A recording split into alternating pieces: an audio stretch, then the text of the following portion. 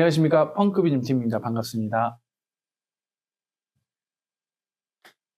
오랜만에 뵙습니다. 예, 안녕하십니까. 네, 아지트K 다산 1호점을 저희가 인수를 해서 펑키, 이제 아지트K라는 네, 이름으로 진행을 하고 있는데, 네, 다산 1호점 같은 경우는 저희가 NFT로 저희가 판매를 했고, 네, 그리고 완판이 되었습니다. 네. 예, 거기에 대해서 소감 한마디 부탁드리겠습니다. 네. 사랑과 관심을 주셔가지고 너무 감사드리고요. 그 사랑을 잊지 않고 꼭 수익으로 보상해드리겠습니다. 예, 지금 그래도 이번에 첫 번째 수익이 나서 네. 저희가 이제 리워드를 저희가 진행을 했었는데 아, 예, 예. 생각보다 수익이 잘 나왔더라고요. 아, 괜찮아요. 네, 원래 일은 전문가한테 맡기는 거. 인연 맞습니다. 뽑기는 인연 뽑기 전문가한테 맡기시면 알아서 수익은 예. 가까이 옵니다. 아, 그런데 대표님께서 네. 원래 인형 뽑기 전문가가 아니시고 네. 원래는 이제 다른 분야의 전문가셨잖아요. 원래 다른 분야 전문가인데 네, 제가 잘하는 게 몇 가지가 있는데 그중에 하나는 이 사업에 대해서 명확한 분석, 또 두 번째는 이게 네. 바닥이 어디까지 갈 거고 네. 앞으로 어떻게 갈 것이다라는 걸 예상은 다른 비즈니스를 했을 때도 마찬가지고 네. 그 처음과 끝은 제가 알고 있습니다. 제가 원하는 비즈니스는 제가 알아야 되기 때문에 어떤 인형이 잘 나가는지, 왜 사람들이 그걸 뽑는지, 클라이언트에 대한 분석도 제 나름대로 이게 지금 노하우를 갖고 있어가지고 제 인형에 대해서는 지금 제가 보기에는 탑이라고 볼 수 있어요. 그런데 저는 이제 대표님께 네. 그런 디테일이나 이런 부분들을 들었잖아요. 네, 듣고 나서 이제 인형 뽑기 매장들이 워낙 많으니까 네. 그래서 이제 어떤 경쟁력이 있는지 저도 이제 그 부분을 좀 세심하게 많이 봤단 말이에요. 네. 그런데 아지트K가 갖고 있는 그런 좀 디테일들, 네. 그런 디테일들이 좀 경쟁력을 가질 수 있는 하나의 요소가 되지 않을까. 네. 저는 그렇게 좀 판단을 했고요. 네. 네, 그래서 아지트K가 향후 좀 레드오션이 되어도 경쟁력을 갖출 수 있는 네. 이제 그런 매장이 된다. 저는 그렇게 확신을 하고 있습니다.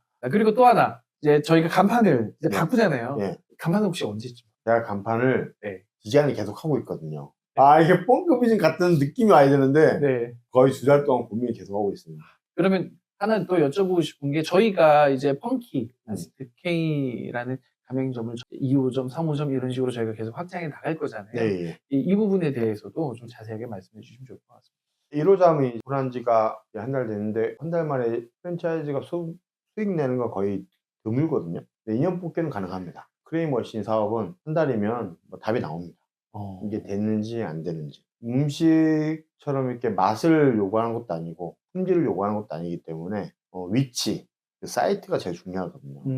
그래서 제가 생각한 곳은 다양한 문화가 밀집되어 있는 곳이 더 효율적이지 않겠냐라는 생각을 지금 하고 있어서 두 번째 매장은 인천을 좀 생각하고 있고요. 세 번째 매장은 또 서울에서 또 하나 상징적인 게 필요하기 때문에 서울에도 하나 낼 거고, 뭐 안산, 그다음에 수원, 네. 이렇게 지금 준비하고 있습니다. 네, 좋습니다. 그리고 제가 궁금한 게 네. 저희가 지금 한 달이 조금 넘었잖아요. 네.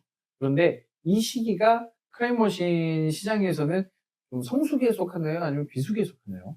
비수기도 아닌 성수에 그냥 기본 디포트값입니다. 왜냐하면 그 네. 위치에는 그 매출이 나올 수밖에 없어요. 아지트K 같은 경우는 국내에서는 이제 30개의 가맹점을 네. 운영 중에 있으시고 네. 글로벌 시장에 진출을 하시려고 준비를 하고 계신 걸로 알고 있습니다. 네. 어느 나라에 지금 생각을 하고 계시고 그리고 어떤 부분들을 좀 염두에 두고 계신지 어떠한 디테일이 있는지 뭐 이런 부분들도 말씀해 주시면 좋을 것 같습니다. 지금 보고 있는 시장이 인도네시아 시장을 보고 있습니다. 아시아 쪽에서 가장 인구가 많기도 하고 많고요. 그 인구에 대한 소득 수준도 어느 수준 이상이 된다고 저는 보고 있고 한국보다 훨씬 더 많은 소비를 하고 있거든요. 한국 사람들이 가서 한국에 있는 케이스를 갖고 간다 그러면 저는 승부 있다고 보고 있습니다. 그리고 자카르타의 가장 큰 장점 중에 하나가 네. 전 세계에서 네. 인구 밀집도가 가장 큰 도시입니다. 그렇다면 대표님께서 보셨을 때 펑크비즘과의 어떤 시너지를 내는 부분이 어떤 게 있는지. 제가 예를 들면 롯데리아를 하고 싶어요. 네. 그럼 과연 얼마를 갖고 투자할 거냐. 롯데리아 보통 하나 매장 되는데 한 3억에서 4억 정도 들거든요. 프랜차이즈 때문에 위치도 보고 뭐 시설비 뭐 이것저것 하면 2억 5천에서 많이 들어가면 한 4억 들어가거든요. 그럼 과연 그런 수익이 얼마 될 것이냐가 이제 또 관건이잖아요. 왜냐하면 그 수익이 나기 때문에 그걸 이제 프랜차이즈 사지 않습니까? 매출이 8천이라 계산을 해볼게요. 기본 50%는 뭐 제로비랑 이런 거 다 나갈 거라 물류비로 8천에서 4천 남을 거예요. 인건비가 거의 한 2,500에서 3천 들 겁니다. 그럼 실제로 순이익 1,000만 원 남거든요. 그럼 과연 그 1,000만 원이 1,000만 원이냐 이거죠. 1,000만 원에서 세금 내고 알바생비 요즘 찾는 거지. 그거 주고 뭐 이렇게 하면 실제로 남는 거는 제가 알기로는 많이 남으면 800, 적게 남으면 400? 순이익을 따졌을 때. 그러면 원금까지 회수하는데 한 10년 정도 걸린다고 봐야겠네요. 그렇게 봐야죠. 근데 이제 그것도 잘 된 케이스. 근데 중요한 거는 그 가맹주가 일을 하는 시간도 계산을 해야 되잖아요. 그 가맹주가 과연 몇 시부터 몇 시까지 근무를 할 거냐. 400을 벌더라도 가맹주가 없어. 무인 점포로 계속 순순한 데면서 이렇게 간다 그러면 그건 100만 원을 벌더라도 괜찮은 거거든요. 근데 가맹주가 있고 없고의 차이가 매출 차이가 난다 그러면 내가 일을 해서 내가 임금이 받아간다는 뿐이지 않겠냐는 생각이죠. 그런데 저희 매장 같은 경우 보시면 1차 매장 같은 경우도 단 한 번도 우리 매장에 온 신분이 없거든요. 말 그대로 그거를 고민하는 순간 그거는 무인이 아니거든요. 근데 그런 지표를 펑커비즘에서 같이 협업을 해서 보여줬다는 건 그게 참 거기에 만족스러워요. 롯데리아랑 비교를 했을 때 네. 사업 자본 자체가 많이 네. 들어가지 않는 게 네. 이제 인형 뽑기 매장인 거고, 예. 그리고 이거를 이제 RWA로 쪼개서 네. 그리고 소액으로도 투자할 수 있게 해서 접근성을 네. 이제 가볍게 한 이것도 하나의 장점이 된 거고, 또 하나는 말 그대로 점주가 매장에 들리지 않아도 네. 운영이 될 수 있는 이제 그런 시스템을 만들어 놓으신 네. 거기 때문에 이게 시너지가 났다. 네. 저는 이렇게 이해를 하고 있는데 맞나요? 네, 맞습니다. 펑키콩즈 네. 이제 인형이 네. 이제 곧 출시가 되는 것으로 네. 제가 알고 있습니다. 네. 단순하게 그냥 출시가 된다 이런 얘기보다는 이게 어떻게 출시가 되는지 이런 프로세스를 좀 말씀을 해주시고 언제쯤 출시된다 이렇게 답변을 해주시면 좋을 것 같습니다. 저희가 보통 키루타 하나를 만드는데 네. 보통 디자인 잡는데 3개월 걸리거든요. 그 제품의 사이즈, 색상, 어디가 적합하고 또 이 브랜드에 맞는 색깔을 또 골라야 되거든요. 그런 것들이 이제 고민을 해보고 그걸 지금 만들고 있는 과정이 있어서 꼭 만들어지면 제가 말씀드릴게요. 네, 알겠습니다. 그러면 대략 언제쯤 만나볼 수 있을까요? 한 3, 4월 정도 되지 않을까 3, 싶습니다. 4월 정도. 네. 그리고 그 인형은 펑키 아지트 K 네. 혹은 다른 가맹점에도 이제 네, 뿌려져 그럼요. 제가 브랜드가 3개 정도 있거든요. 그 3개 브랜드 다 해서 이게 들어갈 예정이 있어요. 그래서 저희 NFT명은 퓨어스 해치이고 펑키 아지트 K 다산 1호점 네. 저희가 RWNFT의 그 국내 첫 번째 사례로 기록이 됐습니다. 네.